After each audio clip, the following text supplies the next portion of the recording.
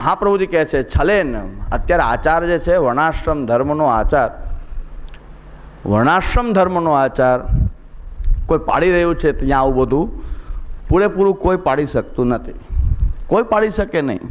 થાય તો આવું જ ક્યાંક થાય, આવું થતું હોય ચલાવતા હોય. આ કાળનો પ્રભાવ એવો છે, બીજું કાંઈ નથી. કાળ પ્રભાવ એવો છે. તો આ વાત છે. યસ્તુ તત્કુલ પ્રતિષ્ઠાપિત સ્વરૂપસ્ય તદુક્ત માર્ગ મર્યાદયા સર્વભાવેન સર્વદા. જો આપણી મર્યાદાની કેટલી મહત્તા છે કે આપણી ખાલી મહાપ્રભુજીની મર્યાદા અનુસાર કોઈ સેવા કરતું હોય, ખાલી મર્યાદાનું જ્ઞાન છે, ભગવાનનો જે અનુભવ નથી છતાં મર્યાદાનું જ્ઞાન છે. મહાપ્રભુજીની મર્યાદા બધા કહે છે મેન મહાપ્રભુજીની મેન ખાલી આ નાવા ધોવાવાળી નથી, હાથ ધોવાની નથી, સ્પર્શાસ્પર્શની નથી. મહાપ્રભુજીની મેન તો આ ભક્તિની છે, ભક્તિની મેન છે શ્રી મહાપ્રભુજીની. એ હરિરાયજી અહીં બતાવી રહ્યા છે કે જો યસ્તુ જે તત્કુલ પ્રતિષ્ઠાપિત સ્વરૂપસ્ય મહાપ્રભુજીના કુલ દ્વારા પ્રસ્થાપિત થયેલા જે સ્વરૂપ છે, એટલે વલ્લભકુલના બાળકો જે ઠાકોરજી પધરાવી દે છે એ ઠાકોરજીની સેવા સ્પષ્ટ રીતે કીધું છે તદુક્ત માર્ગ મર્યાદયા.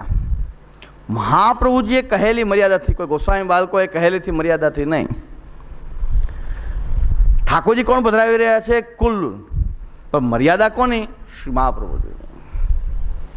આટલો ભેદ સમજી લેવું જોઈએ તમારે કે બાળક ઠાકોરજી પધરાવે છે, આજ્ઞા ચાલે છે શ્રી મહાપ્રભુજીની, મર્યાદા ચાલે છે શ્રી મહાપ્રભુજીની.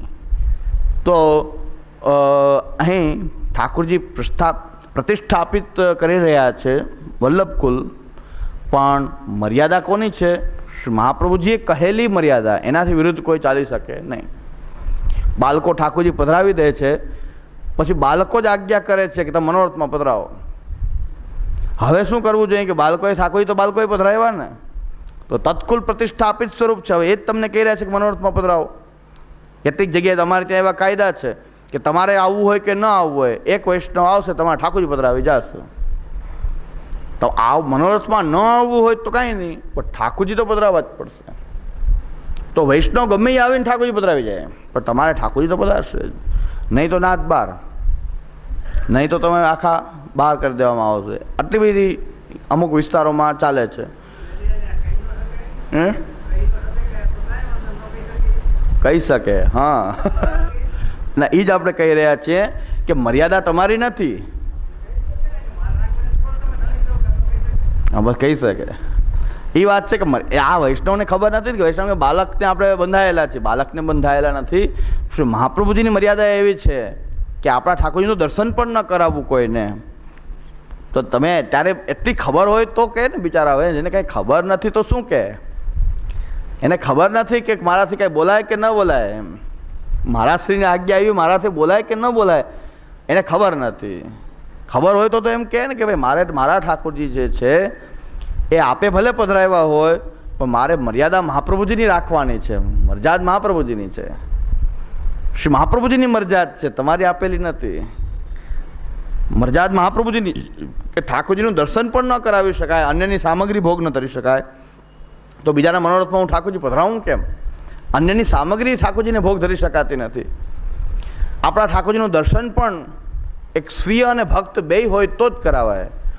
ભક્ત હોય ને આપણો અંતરંગ હોય, બેય. ભક્ત હોય એટલે દર્શન કરાવવું જરૂરી નથી, આપણો હોય, આપણે એને પોતાનો સ્વીય માનતા હોઈએ, અને પાછો ભક્ત હોય તો એને દર્શન કરાવવું જોઈએ. ગમે એને દર્શન કરાવવાની કે રીત આપણે ત્યાં છે જ નહીં. તો મહાપ્રભુજીની મર્યાદા તો આ છે. એટલે હરિરાયજીના શબ્દો એવા છે કે ઠાકોરજી કોણ પધરાવે છે? મહાપ્રભુજીના વંશજો, ગુરુદ્વાર જે બાળક હોય તે. પણ મર્યાદા તો મહાપ્રભુજીની છે ને, સિદ્ધાંત તો મહાપ્રભુજીનો છે, એ બધાએ પાડવાનો છે.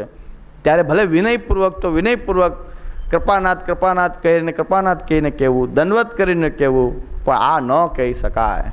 આપ જે કહો છો એ કરી ન શકાય. શું કામ ન કરી શકાય? કે અમે મહાપ્રભુજીની મર્યાદાથી બંધાયેલા છીએ. આપની મર્યાદા નથી, આપનો માર્ગ નથી, શ્રી મહાપ્રભુજીનો માર્ગ છે. અને મહાપ્રભુજીની મનાય છે કે આ રીતે ઠાકોરજીને અન્યની સામગ્રી ભોગ ન ધરી શકાય. પદ્મનાભદાસજીને તો મહાપ્રભુજીની ત્યાંથી સામગ્રી આવી તો એમ કીધું કે હવે મારે જવાની આજ્ઞા થઈ કે આપણે અહીં રહેવાય નહીં. શ્રી મહાપ્રભુજીના વહુજીને એમ થયું કે બહુ સંકોચ છે તો આને આપો સામગ્રી. તો હું ભલે છોલા ધરું મારા ઠાકોરજીને, ચણા ધરું, પણ હવે જો બીજા કોઈક સામગ્રી આવે તો એમ કીધું હવે હાલો જલ્દી અહીંથી મુકામ બદલાવો, અહીંથી મુકામ હવે બદલાવો કે આપણે અહીં રહેવાય નહીં. જો સામગ્રી બીજા આપે એવું આપણાથી ના કરી શકાય. તો પદ્મનાભદાસજી મહાપ્રભુજીના પાસે સાનિધ્ય માટે ગયા હતા. ઠાકોરજી પધરાવીને ત્યાંથી નીકળી જવાની તૈયારી કરી, નાવમાં ભરાવી દશામાં. ત્યારે મહાપ્રભુજીએ પણ એમના વહુજીને કીધું કે જો આ સામગ્રી ન મોકલી હોત તો પદ્મનાભદાસજી જાત નહીં. એ ચણામાં રાજી હતા, એના ઠાકોરજી રાજી હતા, એ ચણામાં રાજી હતા, એ ચણાનો પ્રસાદ લેતા હતા અને રાજી હતા. તમે જે સામગ્રી મોકલી જો ન મોકલી હોત તો પદ્મનાભદાસજી જાત નહીં. આ મહાપ્રભુજીની મર્યાદાથી બંધાયેલા હતા. આ પાકી મર્યાદ છે. આ મર્યાદાનું પાલન કરો. આ મર્યાદા આપણે બધાએ પાલન કરવી જોઈએ. ભલે નળનું જલ હોય, કાચી અપરસ હોય, ગેસનો ચૂલો હોય, સગડી હોય, ગમે તે હોય, મર્યાદા મહાપ્રભુજીની આપણે બધાએ પાલન કરવી જોઈએ. મર્યાદા શ્રી મહાપ્રભુજીને છે. આ મર્યાદા પાકી હોવી જોઈએ, એમાં જોરે કચાશ જરા પણ ન ચાલે. તો એ છે કે મહાપ્રભુજીની મર્યાદા તદુક્ત માર્ગ મર્યાદયા, મહાપ્રભુજીની કહેલી જે મર્યાદા છે એને અનુસરીને સર્વભાવેને સર્વદા યાવત જીવમ સેવામ ચેત કુર્યાદ, સર્વભાવથી હંમેશા જીવે ત્યાં સુધી જો સેવા કરતો રહે, આ રીતે મહાપ્રભુજીની મર્યાદા અનુસાર સિદ્ધાંતનું ઉલ્લંઘન ન કરે અને મહાપ્રભુજીની મર્યાદા અનુસાર જો સેવા કરતો રહે તો તદા ત્રાદશસ્યાપી સ્વ અધિકારાનુસારેણ, તો એવા જે તાદૃશ જે છે કે જે માર્ગની મર્યાદાથી સેવા કરતા રહે. અમારે ત્યાં બહુ એક જૂના વૈષ્ણવ થઈ ગયા, એ જુનાગઢ સોરઠ વિસ્તારમાં. એના જે પ્રસંગ મેં એવો સાંભળ્યો કે ત્યારે પણ એક ભલે સિદ્ધાંત બરાબર જાણતા કે ન જાણતા, એની વ્યવસ્થા એવી હતી. કોઈ નામ સાંભળ્યું હોય તો એક રાઘુબાપા કરીને ખડપીપળી ગામ છે, ત્યાં એક રાઘુબાપા કરીને એક વૈષ્ણવ થઈ ગયા. મેં તો જોયા ન હોય, બહુ પહેલાંની વાત છે. પણ એના સંપર્કમાં રહેનારા વૈષ્ણવ એમ કહેતા, એક વસ્તુ એની બહુ ગમે કે કોઈ પણ વૈષ્ણવ આવે એને મર્યાદી વૈષ્ણવ હોય તો સ્નાન કરવાનું પનાણું વગેરે બહાર રાખ્યું હતું, ત્યાં નાહી લે અને અંદરથી આવી અને એક પાત્ર ધરી દે, બાકી કોઈને અંદર આવવા દે નહીં. આખી જિંદગી ક્યાં સ્વરૂપ બિરાજતા, શું સેવા કરતા, ક્યારેય પણ એના ઠાકોરજી એને કોઈ દર્શન કરાવ્યા નથી. તો પ્રાચીન સમયમાં પણ ત્યારે તો મનોરથના બધી બહુ પ્રકાર હતો, ઉકા હતાની જેમ વાર્તામાં આવે છે એમ. એ સમયમાં આ વૈષ્ણવ એવા હતા કે આટલો આ રીતે સેવા કરતા. એટલે આ પ્રકાર મને ગમ્યું કે બસ વૈષ્ણવનું સમાધાન પણ કરવું અને એનો અંદર સેવામાં ક્યાંય પ્રવેશ પણ ન આપવો પડે. અને પોતે આખો દિવસ પોતાનો જે કોટડી હતી એ બારણું બંધ જ રાખતા. ઠાકોરજીનું મંદિરનું બારણું પણ આખો દિવસ બંધ જ રહે, ખાલી પાત્ર ધરવા પૂરતા બહાર આવે. કોઈ પણ વૈષ્ણવ ઓલા કે મારે મરજાત છે તો સ્નાન કરી લ્યો બહાર, હું અંદરથી પાત્ર ધરી જાઉં, પણ અંદર સ્પર્શ ક્યાંય સેવામાં કોઈને પણ આવવા દેવા નહીં. આ જીવન આવી રીતે જીવા. તો પેલા ભક્તિનો પ્રકાર તો આવો જ છે કે જે પહેલાંના વૈષ્ણવ પણ સમજીને આવું પાલન કરતા હતા કે ભાઈ દરેકને સેવામાં પ્રવેશ ન થઈ શકે, પ્રસાદ લેવડાવી શકાય. સ્નાન કરવાની સેવકી જે જલઘડો બહાર જ રાખ્યો હતો, બહાર સ્નાન કરી લ્યો, બેસી જાઓ, પાત્ર ધરી જાય, વાત પૂરી. પણ અંદર કોઈનો પ્રવેશ. અને પાછો એમ કહેતા કે પાત્ર ધરવા આવતા તો એ બારણું બંધ કરતા જાય, પાછળથી આમ બારણું બંધ કરતા જાય. પાત્ર એટલી વાર ખોલવું પડે ને, એટલી વાર એની જે બોત હોય એનો દરવાજો ખોલે પણ તરત જ પહેલાં બંધ કરીને પછી પાત્ર ધરે. એટલે પોતાની મેન બોત પણ કોઈને બતાવતા નહીં, આવી ગુપ્તતાથી સેવા કરતા. તો આ વાત મને બહુ ગમી કે હકીકતમાં આ રીતે જ સ્વમાર્ગીય રીતની મર્યાદા સાચવી શકાય કે વૈષ્ણવનું સમાધાન કરવામાં વાંધો નથી, પણ સેવા પ્રકારની અંદર તો સ્વીય અને ભક્ત બે હોય એને જ પ્રવેશ થઈ શકે. સ્વીયાન ભક્તાન પ્રદર્શય. પણ આ રીતે મહાપ્રભુજીની આ મર્યાદા છે, પાકી મર્યાદા.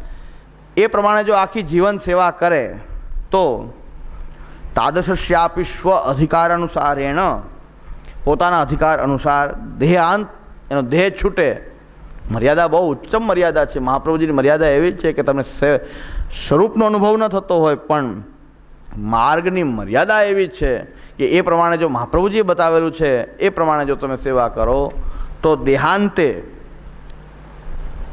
પૂર્વોક્ત પ્રકારેણ સેવા ફલમ ભવતી, જે સેવાનું જે ફલ જે છે, આગળ જે પ્રેમ આસક્તિ વ્યસન ક્રમ અલૌકિક દેહ સંપાદિત થઈ અને પછી પ્રેમ આસક્તિ વ્યસન એ ક્રમથી સેવા ફલ થાય છે, એમાં કોઈ પણ પ્રકારનું અયોગ્યતા નથી. ન કિંચિત અનુપન્નમ, એમાં કોઈ વિરોધાભાસ નથી.